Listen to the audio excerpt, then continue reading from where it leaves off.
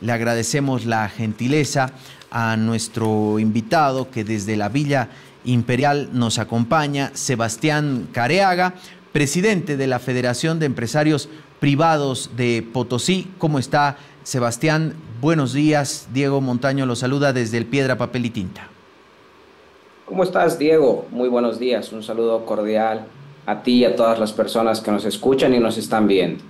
Bien, Sebastián, la primera pregunta a la Federación de Empresarios Privados de Potosí. ¿Les llegó la invitación para participar de esta socialización? Bueno, lamentablemente una nota formal hasta el momento no nos ha llegado, pero sí hemos recibido llamadas. Creemos que tal vez por el tiempo, por la premura, sí han llamado, pero una nota formal no hemos recibido. Bien, ¿van a participar? ¿Hay alguna representación participando? Sí, creemos que es importante poder participar, por lo menos para escuchar, para poder conocer cuáles son los argumentos que ellos tienen, así que el vicepresidente de la federación con algunos otros técnicos de la misma van a asistir a la socialización. Bien, ¿cuál es la postura que tienen los empresarios privados de Potosí respecto a estos contratos? Bueno, yo creo, primero, antes de poder hablar los contratos y viendo también inicialmente lo que tú tenías en la portada de La Razón, donde decía diputados tratarán si los contratos son socializados, creemos que ahí tenemos que hacer una referencia y tenemos que hablar claro, como dice la Constitución Política del Estado en el artículo 30 y numeral 15, donde el tema de las consultas previas a ser consultados mediante procedimientos apropiados y en particular a través de sus instituciones, el tema de la consulta es previa a las comunidades. El artículo 403 de la misma Constitución Política del Estado también habla dentro de lo que son las condiciones determinadas por la ley a la consulta previa e informada y a la participación en los beneficios por las explotaciones de los recursos naturales no renovables que se encuentran en sus territorios. Y si quieres entrar en mayor profundidad, podemos irnos a la ley minera, la 535, que es la ley actual, en el artículo 207, en su inciso 3, donde dice, de acuerdo con el numeral 15 del artículo 15 y los artículos 403 de la Constitución Política del Estado, se debe garantizar el derecho de consulta previa, libre e informada, realizada por el Estado a las naciones y los pueblos indígenas originarios campesinos, comunidades interculturales o pueblos afrobolivianos como derechos colectivos y fundamentales.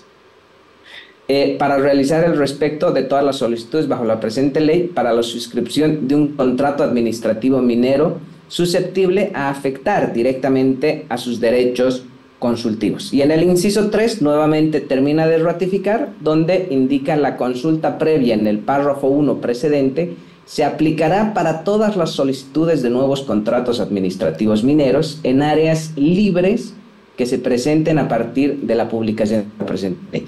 Entonces, creo que tomando en cuenta todo lo que te decía y tomando lo que dice la Constitución Política del Estado, lamentablemente estos contratos no han cumplido lo que dicta la Carta Magna, que es la consulta previa, por lo que estos contratos inicialmente no deberían ir al Parlamento y el Parlamento no debería tratarlos. Sebastián. Pero, bueno, en base a este punto también nosotros creemos fundamental, antes de cualquier cosa, desde el sector empresarial, como empresarios, lo que más queremos son las reglas claras, los juegos claros y seguridad jurídica.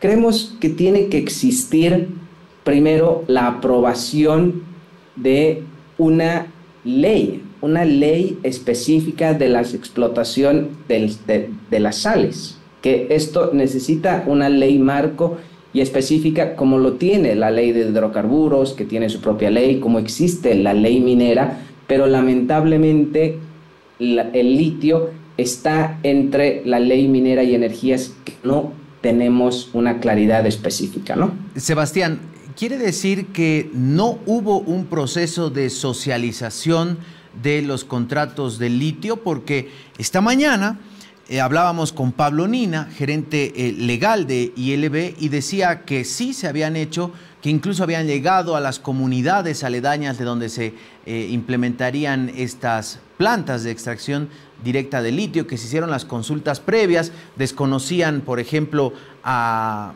la secretaria ejecutiva de Frutcas, Yamile Cruz, porque decían, creemos que ya no tiene ningún tipo de representación. ¿No pasó eso?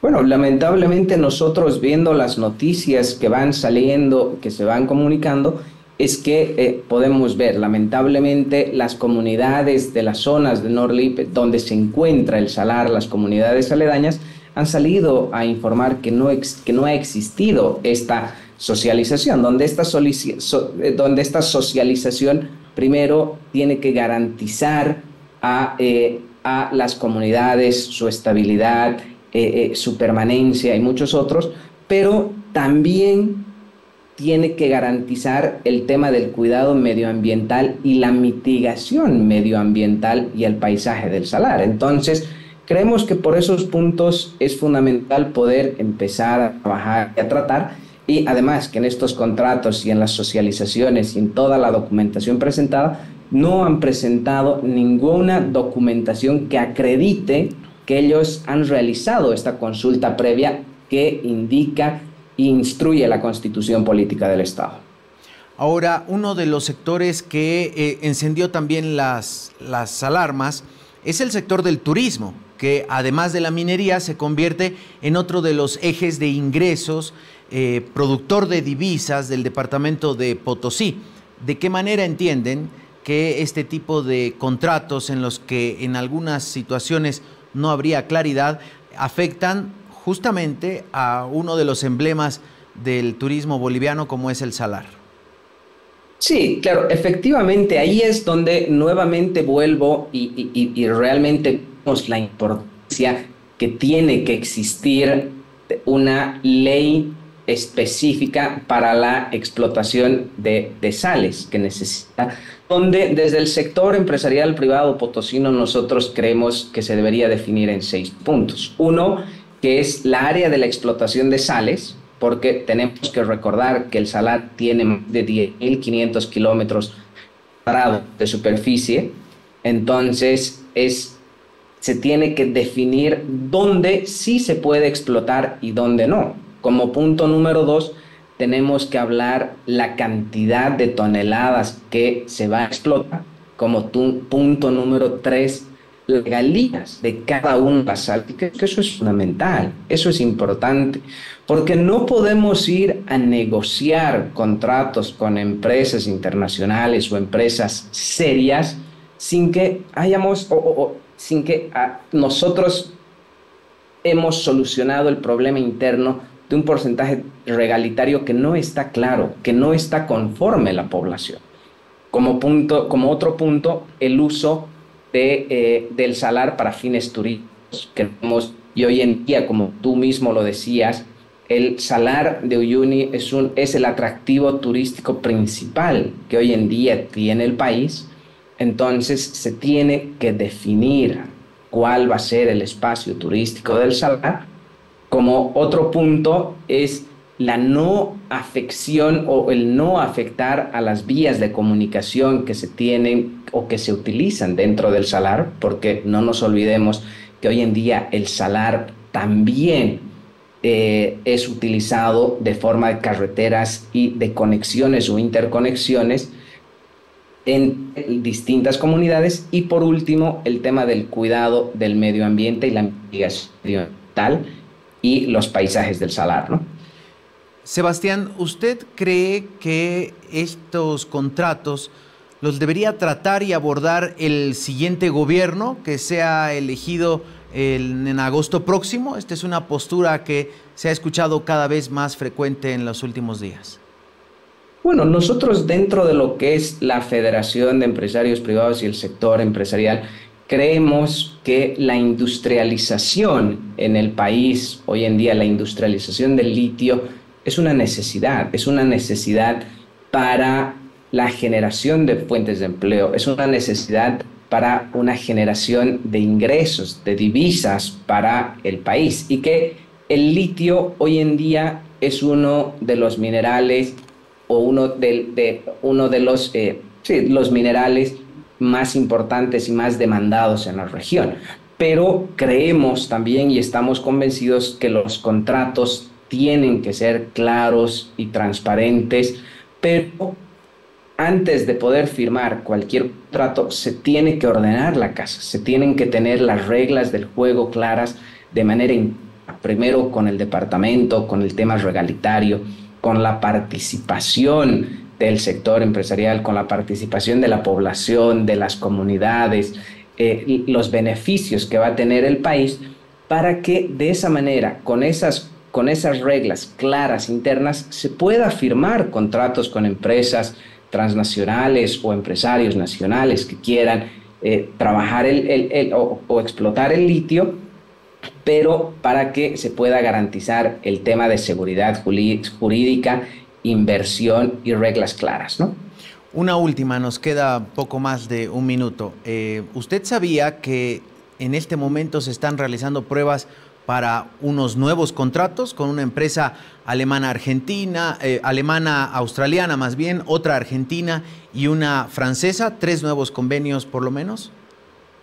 Bueno, nosotros sabemos desde el año 2021-2022 que vienen varias empresas trabajando y presentando sus distintas propuestas para las licitaciones o para que puedan ser escogidos en la industrialización del litio. Nuevamente te digo, creo que antes de poder presentar cualquier contrato, primero se tienen que tener las reglas claras, una socialización y un acuerdo para la participación principalmente regalitario que debe existir para el departamento productor o para el departamento donde está el salar, y de esa manera poder firmar contratos claros que garanticen la seguridad jurídica. Sebastián, queremos agradecerle mucho este tiempo con nosotros. Vamos a estar, por supuesto, convocándolo más adelante cuando tengamos más claro qué va a ocurrir en torno a estos contratos de litio. Ha sido un placer, que tenga buen día. Muchas gracias. Sebastián Careaga, presidente de la Federación de Empresarios Privados de